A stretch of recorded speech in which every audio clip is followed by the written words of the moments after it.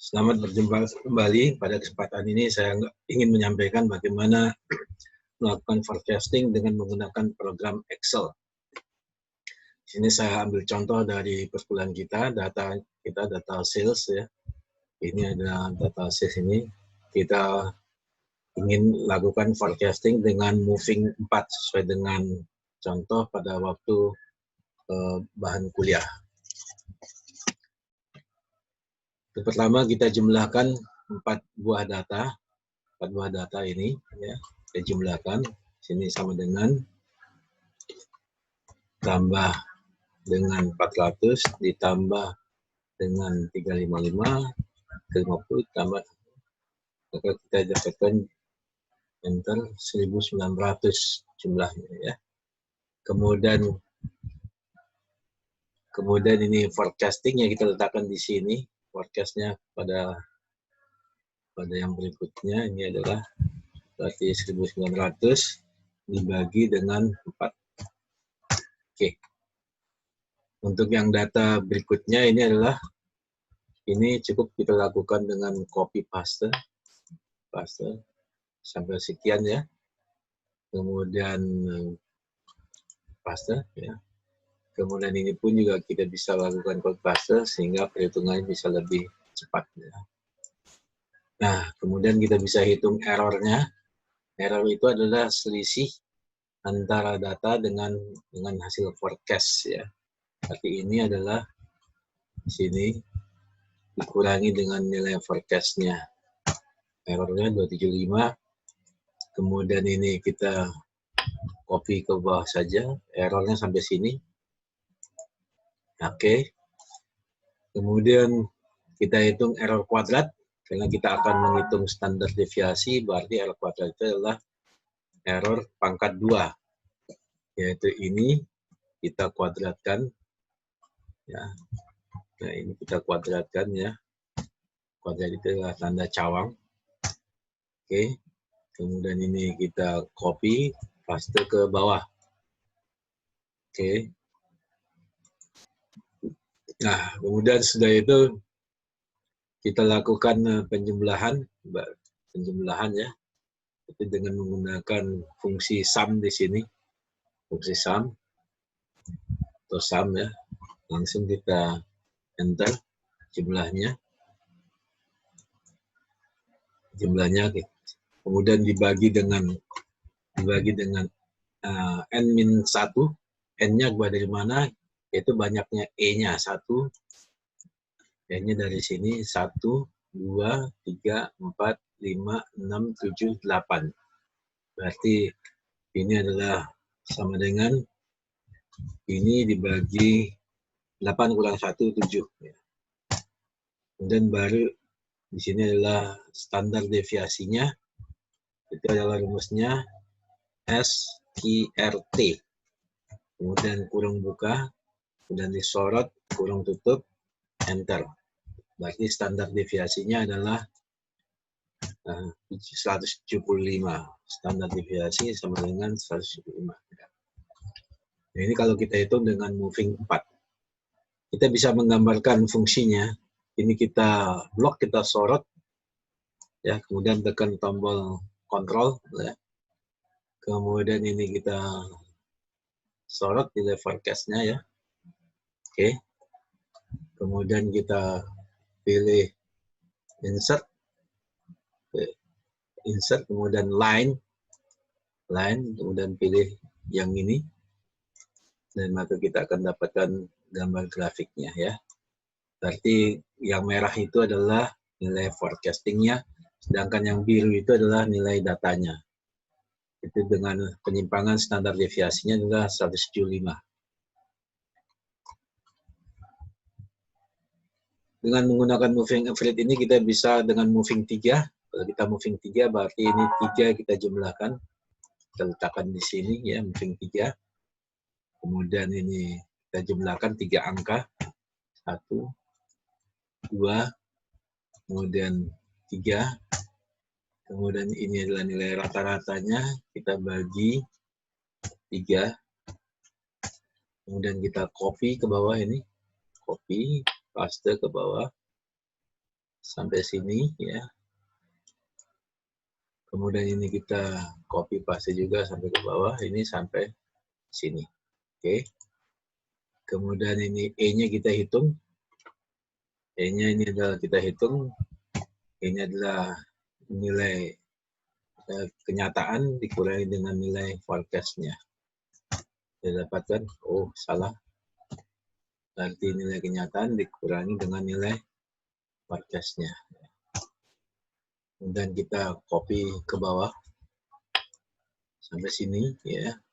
Kemudian kita hitung kuadratnya. Ini adalah pangkat 2. Oke, kemudian ini kita kuadratkan, copy ke bawah sampai sini ya. Dan ini kita jumlahkan sum. Oke. Kemudian ini dari sini kita jumlahnya kita bagi dengan 1, 2, 3, 4, 5, 6, 7, 8, 9. Berarti adalah kita bagi 8 N-1 untuk menghitung standar deviasi. Kemudian ini kita akarkan sama dengan ASCII RT, kemudian kurung buka, sorot, kurung tutup, enter. Berarti inilah standar deviasinya kalau dia movingnya 3. Nah, kita perhatikan di sini moving 4 dengan moving 3. Ini berarti yang lebih kecil adalah moving 4, berarti moving 4 itu lebih baik daripada moving 3. Karena standar deviasi moving 4 itu lebih kecil daripada moving 3. Sekarang coba kita lihat secara grafik. Ini kita sorot, kemudian tekan tombol enter. Kemudian ini kita blok lagi ya. Kemudian insert, line.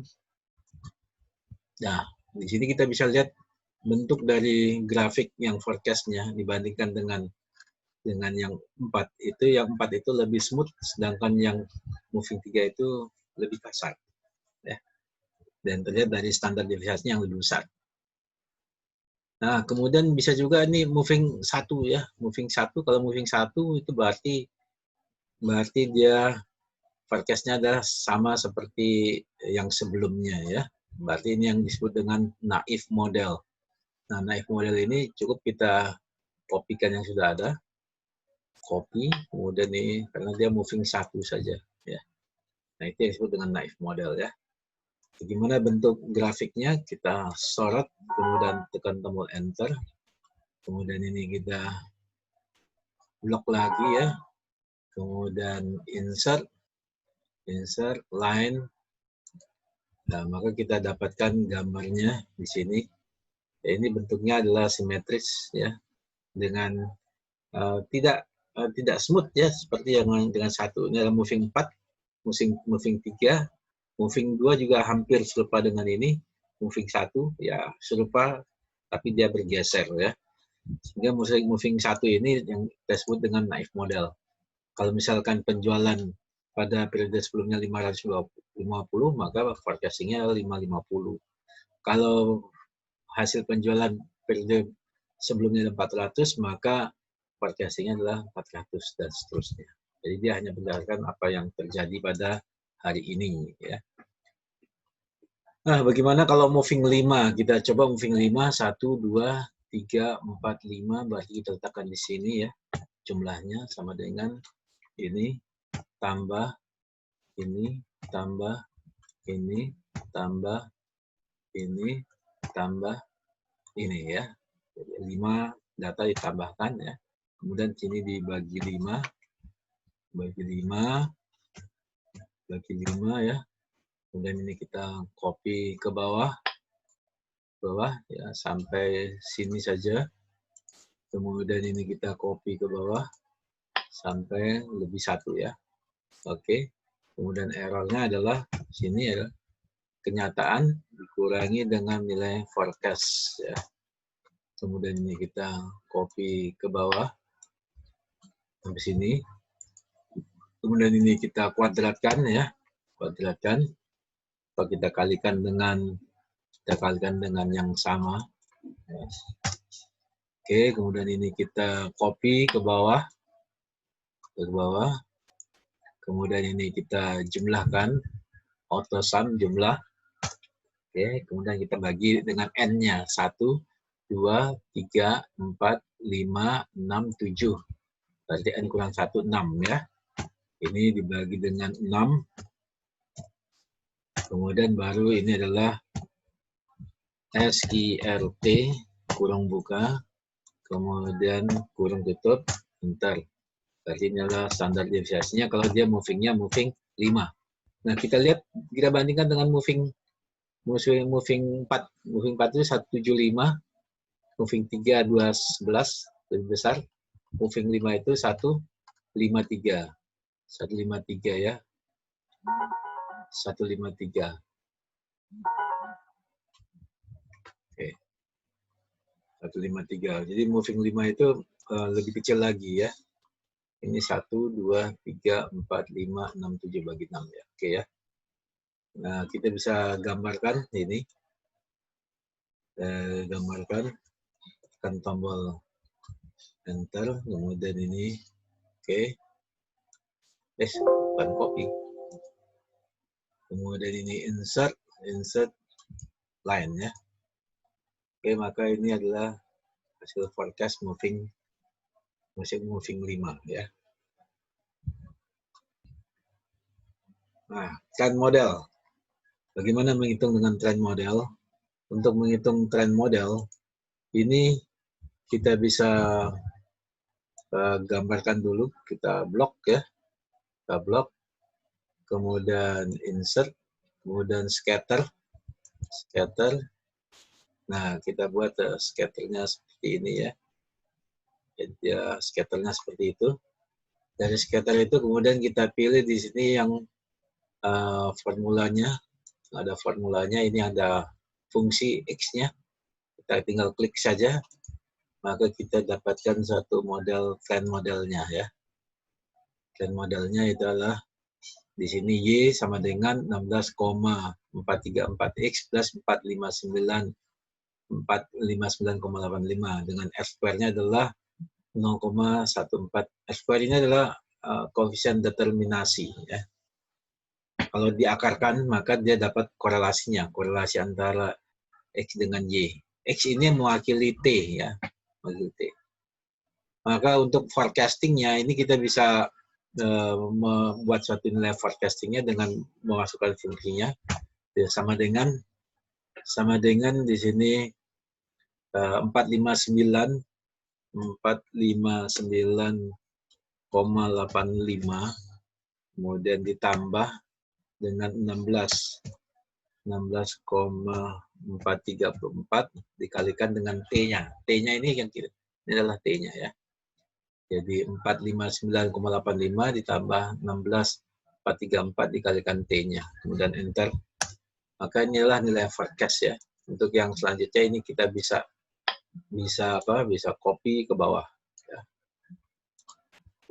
Kemudian errornya ini kita hitung selisih errornya. Itu yang kenyataan dikurangi dengan nilai forecast ya.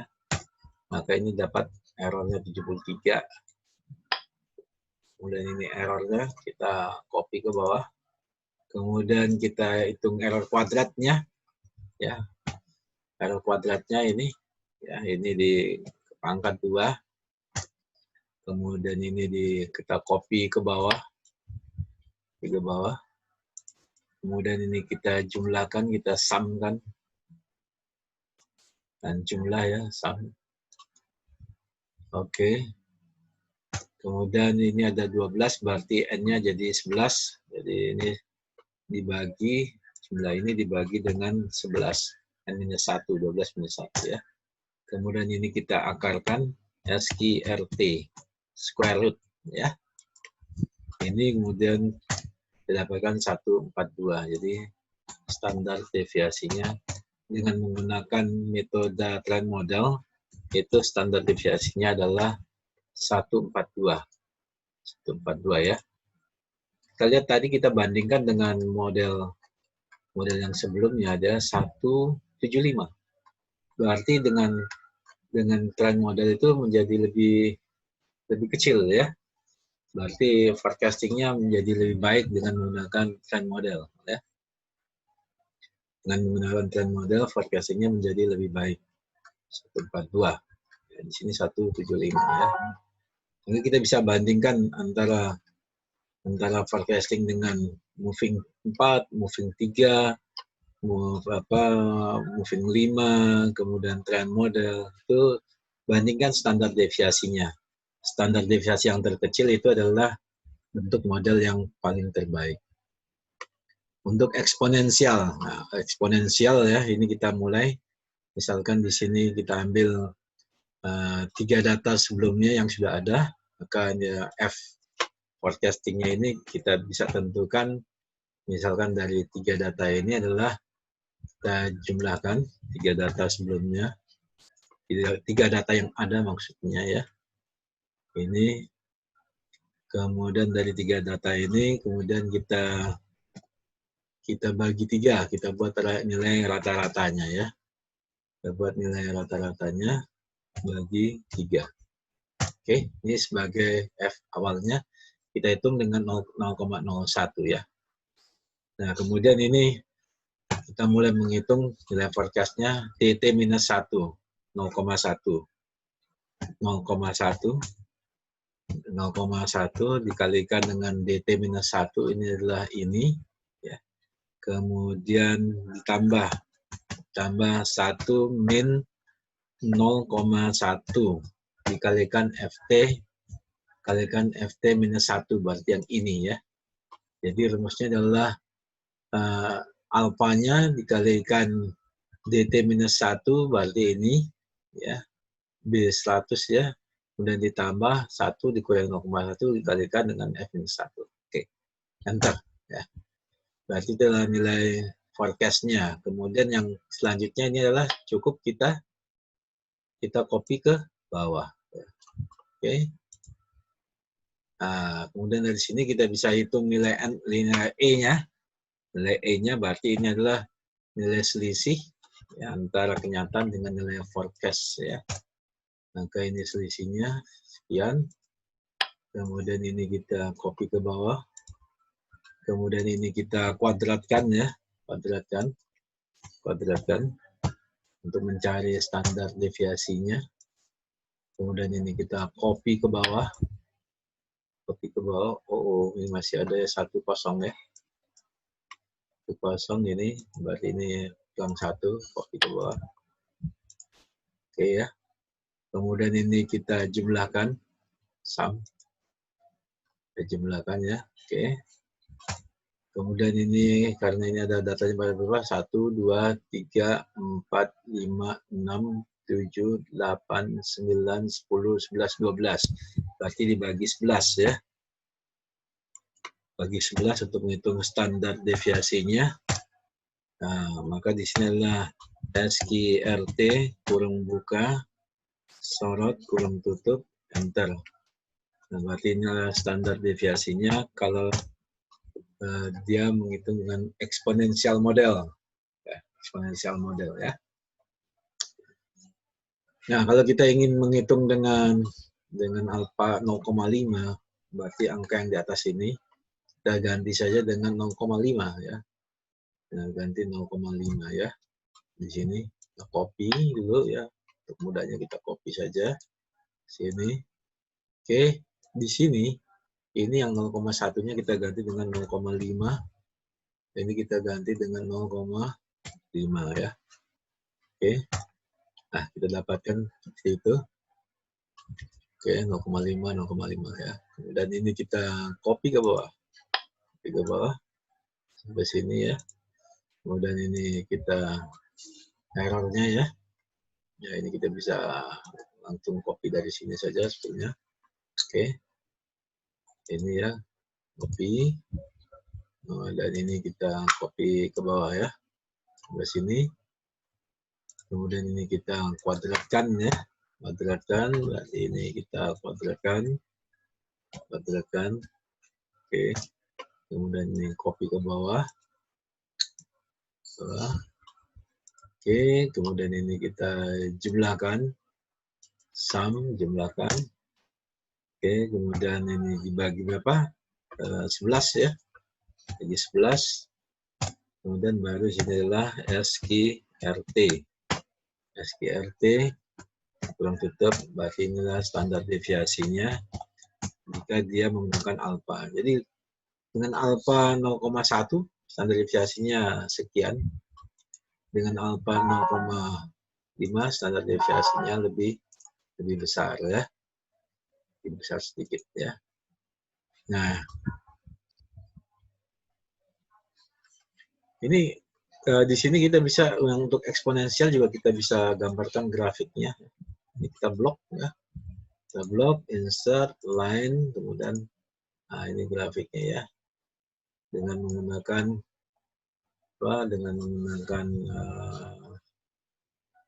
eksponensial ya, eksponensial 0,1. Dan dengan eksponensial 0,5 ini kita blok ya, kemudian insert, line, oke. Nah itu kita bisa perhatikan bedanya antara 0,1 dengan 0,5. 0,1 lebih smooth, 0,5 lebih kasar ya, sehingga kita bisa memilih yang lebih kecil standar deviasinya adalah yang terbaik. Kalau kita ingin memilih antara semua model ini ya kita pilih di sini 182, 181, 179, 142 ya, 142 yang tren. Nah di sini yang lebih kecil adalah yang tren, sehingga sebetulnya data ini lebih baik di forecast dengan trend model, karena dia dengan trend model ini standar deviasinya adalah yang paling kecil ya, standar deviasinya yang paling kecil. Jadi suatu data itu data time series itu kita bisa uji coba dengan beberapa model ya. Dari model itu kita hitung standar deviasinya. Yang pertama kali kita hitung adalah errornya, kemudian error kuadratnya, kemudian lanjut kita hitung standar deviasinya. Dari beberapa model tadi ya, dengan beberapa kemungkinannya, ya itu kemudian kita lihat standar deviasinya. Standar deviasi yang paling kecil berarti ya, itulah model yang paling cocok atau yang paling fit ya untuk forecasting data kita. Kenapa demikian? Karena penyimpangannya yang paling kecil ya. Penyimpangan hasil forecastnya dengan nilai aktualnya jadi penyimpangan yang paling kecil ya. Nah, arti ekonominya penyimpangan yang paling kecil berarti adalah dia menanggung risiko yang paling kecil. Sehingga untuk memperkecil risiko dari faktor ekonomi itu, maka untuk forecasting itu kita pilih model forecasting yang paling sesuai, yang standar deviasinya yang paling kecil. Ya, sekian untuk forecasting dengan menggunakan model time series.